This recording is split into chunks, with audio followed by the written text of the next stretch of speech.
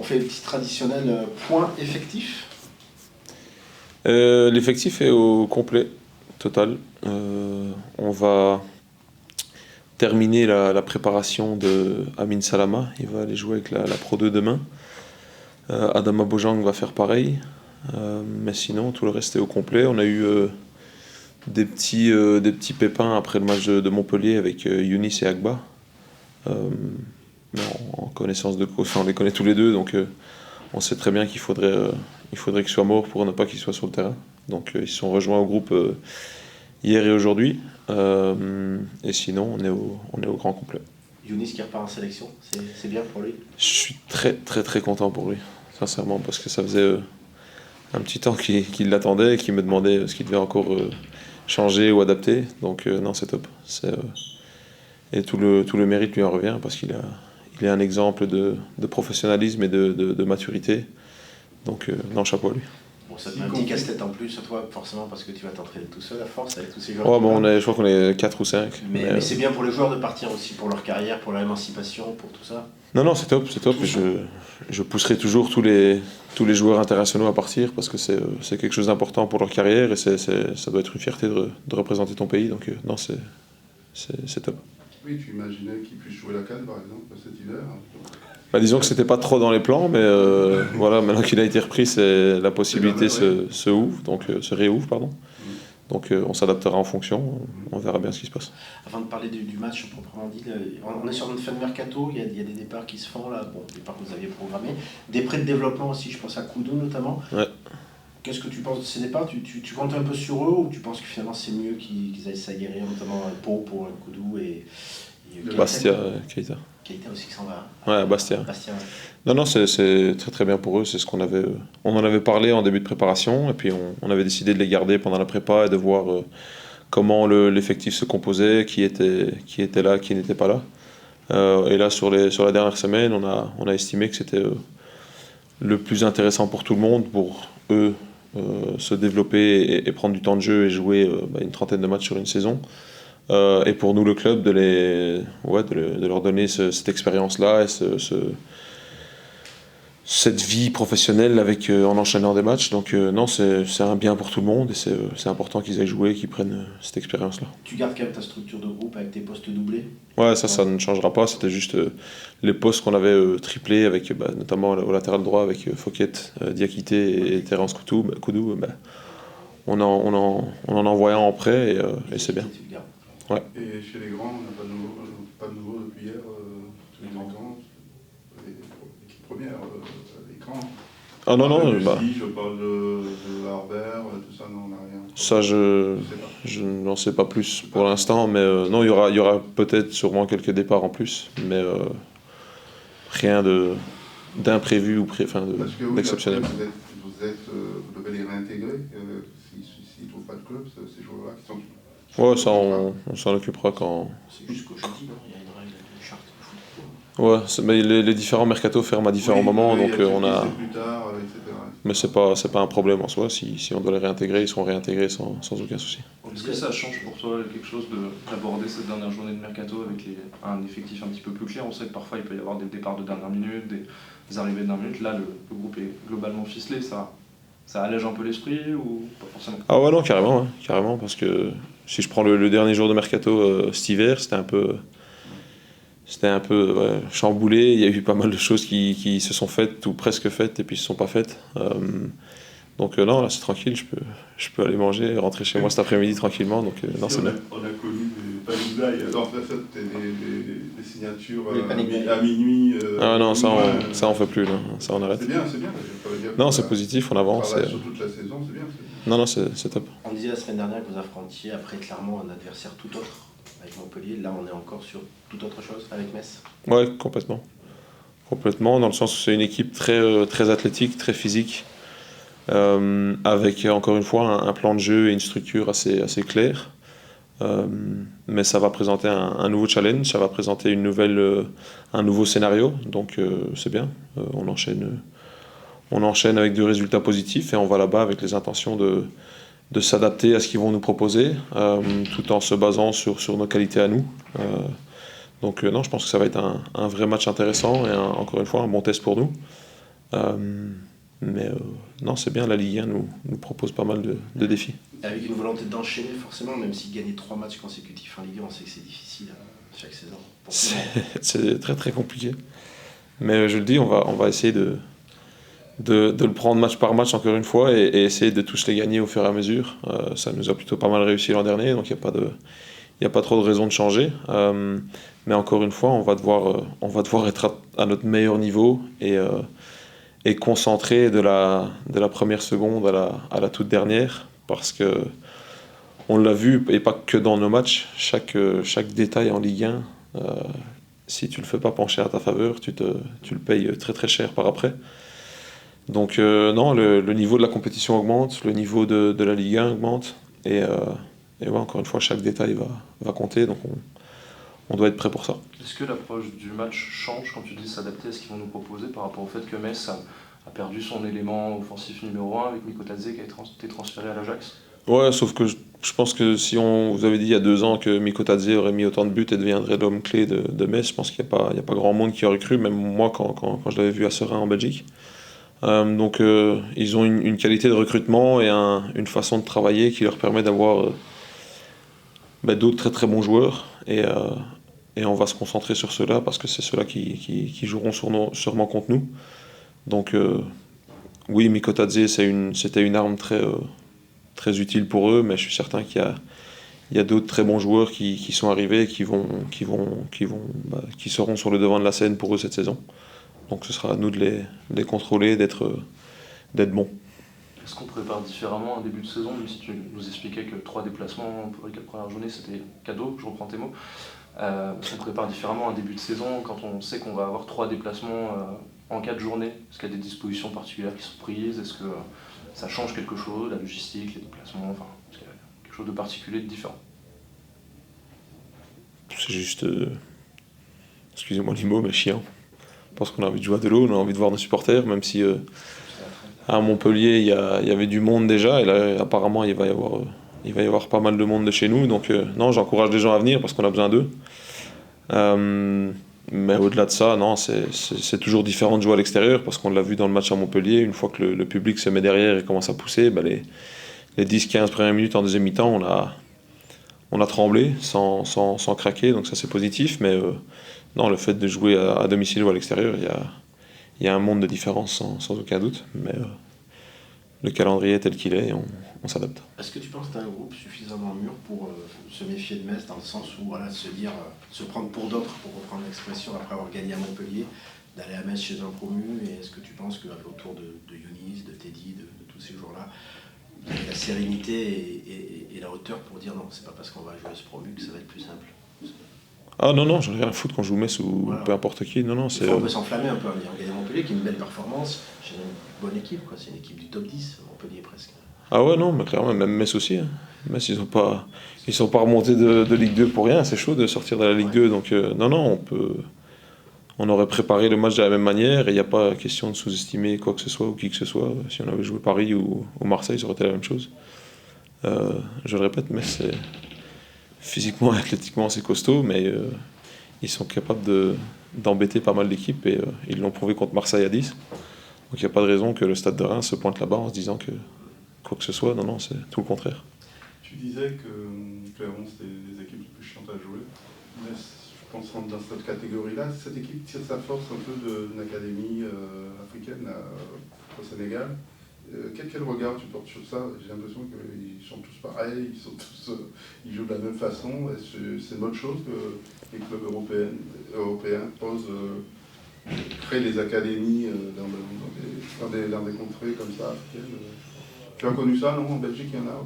Ouais, j'ai connu ça au Lirs, mais Ouais. on connaît un peu ça ici aussi, où on a pas mal de Maliens qui viennent chez nous. Donc, non, s'il y a de la qualité ailleurs et s'il y a de la qualité en Afrique, on serait bête de ne pas la regarder, de ne pas la considérer. Donc, chaque club est libre de faire ce qu'il veut, et leur recrutement sur ces dernières années a été assez intéressant, parce que sinon ils ne seraient pas en Ligue 1. Donc, non, s'il y a de la qualité, il faut la prendre.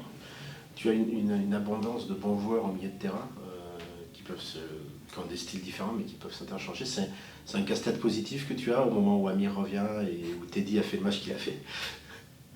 Parce que là, Non, c'est bien. C'est un T'es faire C'est des bien. choix, quoi. T'es un sélectionneur. Hein. Ouais. Non, c'est bien, mais c'est ce que je voulais. Hein. C'est ce que je voulais. C'était ne pas me retrouver dans une situation un peu comme sur certains moments l'an dernier où tu te retournes et tu fais bon, ben, on va bricoler. Non, là, il faut choisir et faire des choix conséquents. Et c'est ce qu'on a fait depuis le début de la saison.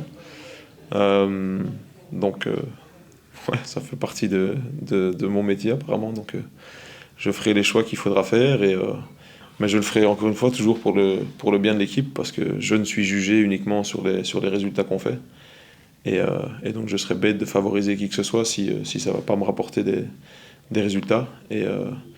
Et les résultats, c'est l'équipe qui les font. Et t'es plutôt du genre à aller expliquer tes choix aux joueurs. Le joueur a besoin, selon toi, de comprendre pourquoi il ne joue pas de match à l'autre alors qu'il a l'impression d'avoir été bon au précédent, par exemple. Non, ouais, toujours. Mais encore une fois, je prends l'exemple de Amin Salama, que c'est pas facile parce que j'ai pas envie de l'envoyer en Pro 2, mais je sais que pour son bien à lui et pour le bien de l'équipe, et pour que lui soit performant sur le reste de la saison, ben, il faut qu'il accumule du temps de jeu et qu'il joue.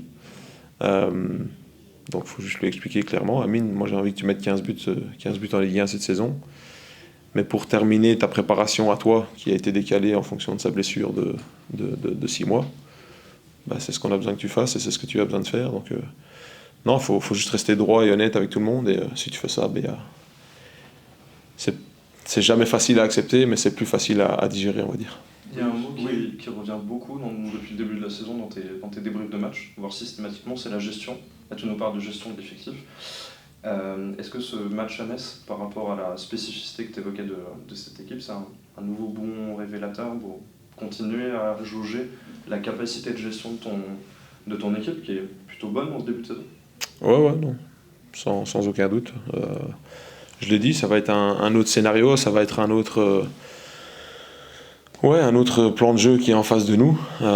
Et on va devoir gérer leurs points forts à eux, on va devoir gérer leur temps fort dans le match aussi, avec le public qui est intéressant à Saint-Symphorien aussi. Donc il y a un tas de choses que en tant qu'équipe, on doit être capable de gérer, le mot est juste. Et c'est ce qu'on va devoir faire sur les semaines à venir. Et c'est peut-être des trucs qu'on n'avait pas forcément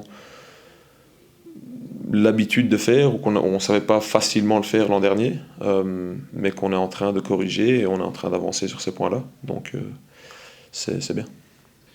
Oui, Keito Nakamura a fait une bonne rentrée à Marseille, tu en avais dit. Après, un peu moins bien les deux autres matchs, c'est mon avis. Comment tu le gères et comment ça se passe avec lui? Tu penses il faut qu'il joue pour s'adapter à son nouveau rôle, etc. Là, ça va être un match très physique encore, donc il va l'attendre. Comment ta réflexion autour de ce joueur? Comme celle de tous les nouveaux arrivants, que c'est pas facile de s'adapter à la Ligue 1 parce que la Ligue 1 va très très vite et athlétiquement et physiquement très demandante et contraignante sur les joueurs. Mais on savait que Keito allait pas arriver et mettre 10 buts en 5 matchs. Le plus important pour l'instant, c'est qu'il soit bénéfique à l'équipe et qu'il travaille en fonction de ce que l'équipe a besoin. Mais c'est comme Oumar Diakité. Il n'a pas encore marqué, je sais qu'il n'a pas encore marqué, lui il le sait aussi. Mais tu ne peux pas négliger l'effort et le travail qu'il fait à côté de ça pour le bien de l'équipe. Je pense que Montpellier, c'est un des meilleurs exemples. Il ne marque pas, mais il a fait, dans le contenu en tout cas, un match intéressant. Donc, non, ça suit la logique des choses. Il est arrivé, il s'adapte au nouvel environnement qu'on a ici, aux nouveaux coéquipiers qu'il a autour de lui, au championnat qu'il y a devant lui. Donc rien d'alarmant ni d'inquiétant, c'est juste question ou le temps de s'adapter. Dans le même registre, c'est pareil pour Joss Woodson-Asbrand, qui les buts sont souvent de son côté. Bon, il a eu aussi en face de lui des vrais joueurs. individuel de Tamari, on l'oublie peut-être un petit peu aussi. Ouais. Pas toujours le blâmer, mais lui aussi il a besoin de se jauger à l'exigence de la Liga, Ouais. la différence de la Liga. Ouais, non, clairement. Et puis, c'est un nouveau système pour lui, c'est une nouvelle façon de jouer, c'est un nouveau cadre aussi. L'an dernier, il jouait dans une défense à 5, alors on joue à 4. Quand il était à Man City, on connaît la qualité offensive de Man City, donc il faut pas forcément trop défendre. Donc c'est nouveau pour lui, il apprend, il grandit, et on voit déjà petit à petit une marge de progression, donc non, il n'y a pas d'inquiétude. En début de saison, on a beaucoup dit, on a beaucoup entendu que le Stade de Reims voulait voir plus haut. plus d'ambition pour la suite. Le fait de démarrer la saison comme ça montre que les ambitions, vous les avez vraiment envie de faire une belle saison. Ouais, pour nous, comme coach Willy dit à chaque fois, c'est pour être concentré pour tous les matchs. Ça commence maintenant avec Metz. On ne va pas regarder loin, on regarde à chaque fois tous les week-ends, tous les adversaires, parce que si on regarde loin, on va perdre nous, parce que ça va être compliqué. J'espère qu'on va continuer comme ça, travailler un peu, gagner du match, même si là on a bien travaillé cette semaine pour prendre part à Metz. Est-ce que tu considères que l'équipe, avec le recrutement, avec les ambitions qu'on vient d'évoquer, est plus armée, plus forte que les saisons précédentes? Ouais, ça se voit sur le terrain parce qu'il y a des jeunes joueurs et il y a des joueurs aussi qui ont un peu plus aussi l'expérience. J'espère que ça va nous permettre pour continuer le travail. Et aussi, comme l'année passée, on a perdu aussi des choses comme ça quand c'était difficile. Il y avait beaucoup de jeunes et maintenant, je pense qu'on est à 50-50. Le coach disait que l'équipe de Metz qu'il a étudiée, c'est une équipe très physique, très athlétique. Toi, t'aimes ça? Comment tu t'attends à un match difficile dans ce domaine-là, athlétique? Ça va nous permettre pour travailler un peu plus. C'était pas facile aussi à Montpellier. Je pense que c'est une équipe aussi qui joue un peu comme Metz. C'est une équipe qui joue aussi direct. Ils jouent pas. Comme ils ont gagné à Clermont, vous avez regardé les vidéos, ils ont, je pense, 28% de possession. Ça se voit aussi, c'est une équipe qui ne veut pas les ballons, c'est une équipe qui va chercher pour être agressive, pour presser haut, pour mettre les pressions avec les adversaires. Et aussi pour nous, on va trouver des solutions pour être efficace. Ouais. C'est une équipe qui est composée de beaucoup de joueurs africains. Je ne sais pas si tu as vu un peu, parce qu'ils ont une académie au Sénégal. Qu'est-ce que tu en penses? Tu penses que c'est une bonne chose d'avoir une académie, que les équipes européennes mettent en place une académie sur place en Afrique? Tu penses que c'est une bonne chose, ça? Oui, je pense que c'est une bonne chose parce qu'on va regarder l'histoire des Mets. Il y a des joueurs comme Sadio Mané, ils ont formé là-bas et ils ont bien recruté aussi. C'est très important pour nous parce que moi, je suis un joueur formé en Afrique. Quand on voit les équipes comme ça, ils mettent les confiances à nous, les joueurs formés en Afrique. Ça montre aussi qu'on a des qualités pour jouer dans le meilleur championnat du monde. Tu penses que ça peut se développer? Je sais qu'il y a des équipes belges qui le font aussi, qui mettent en place des académies dans les pays africains. Je pense que c'est un truc qu'on peut développer, qui peut se développer. Oui, ça, même si quand on regarde maintenant, même les Coupes mondiales qu'ils ont passées, on voit à Morocco, ils ont arrivé dans la demi-finale. Ouais. Ça permet aussi les foot d'Afrique pour progresser et pour regarder aussi beaucoup de joueurs formés en Afrique jouent ici en Europe, comme on voit les joueurs formés au Brésil, par exemple. Il y en a beaucoup en Europe. Là, pour moi, je suis très content pour voir les équipes faire des choses comme ça. Comment tu abordes on parlait des ambitions tout à l'heure. Comment tu abordes la concurrence dans ton secteur cette année? Il y a eu Amir qui est arrivé, il y a eu Teddy.